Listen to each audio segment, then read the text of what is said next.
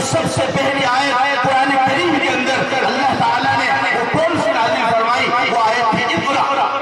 وہ آیت تھی اقرا۔ اقرا کا مطلب پڑھ، اقرا کا مطلب تعلیم حاصل کر۔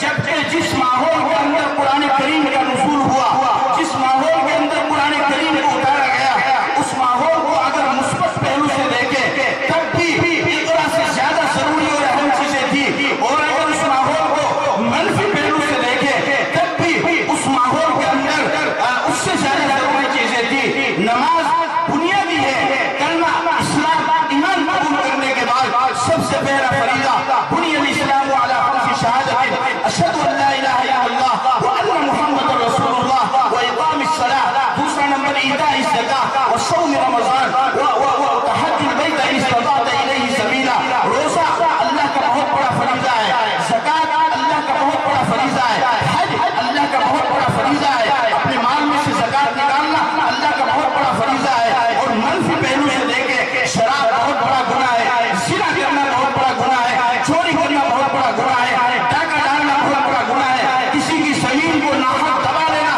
بہت بڑا گناہ ہے، کسی کے مکان کو ناحق دبا لینا بہت بڑا گناہ ہے، کسی پر ظلم کرنا بہت بڑا گناہ ہے، کسی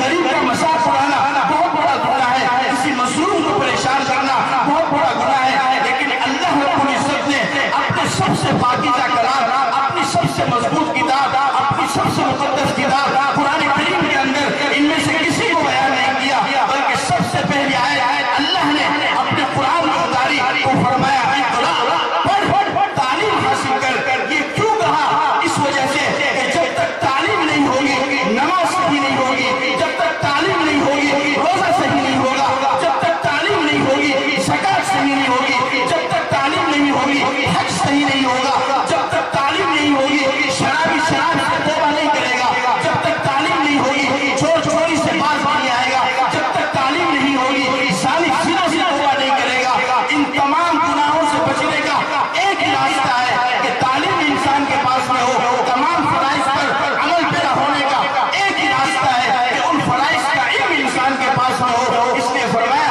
اقرا، پڑھ، تعلیم حاصل کر،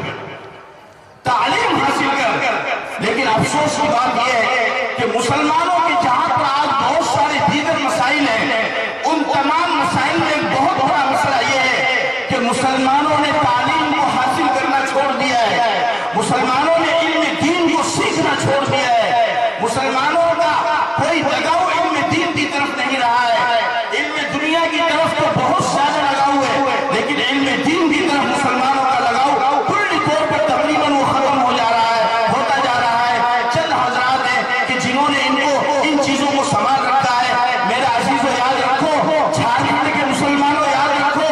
جس قوم کے اندر غربت کو پیدا کرنا ہو اس قوم میں سے تعلیم کو ختم کر دو، جس قوم کو ماں بیٹی کی عزت کو لٹانا ہو اس قوم میں سے تعلیم کو ختم کر دو، جس قوم کے نوجوانوں میں بہادری کا جذبہ ختم کرنا ہو اس قوم میں سے تعلیم کو مٹا دو، جس قوم کے نوجوانوں کو بے حیائی اور فحاشی پر لگانا ہو اس قوم میں سے تعلیم کو ختم کر دو۔ یہی دشمن کی سازش رہی ہے اور دشمن ہمیشہ سے اس سازش میں کامیاب رہا ہے۔ تعلیم کا مقصد علم دین، جس سے اللہ کی پہچان ہو، جس سے اللہ کی معرفت ہو، جس سے رسول اللہ کی معرفت ہو، جس سے صحابہ کی پہچان ہو، جس سے ایمان کا جذبہ انسان کے اندر بیدار ہو، وہ تعلیم جس سے انسان اپنے ماں باپ کا خدمت گزار بنے، وہ تعلیم جس سے شوہر اپنی بیوی کا حق ادا کرنے والا بنے، وہ تعلیم جس سے انسان اپنے بڑوں کی عزت کرنے والا بنے، وہ تعلیم جس سے انسان اپنا حق لینے والا اور دوسرے کا حق کو چھوڑ دینے والا بنے، وہ تعلیم جس سے انسان ادب کرنے والا بنے۔ یہ ساری تعلیم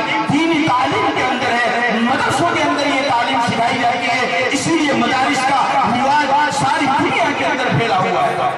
یہ مدارس میرے عزیز و یاد رکھو میرے مسلمان بھائیوں، جب تک یہ مدارس موجود ہیں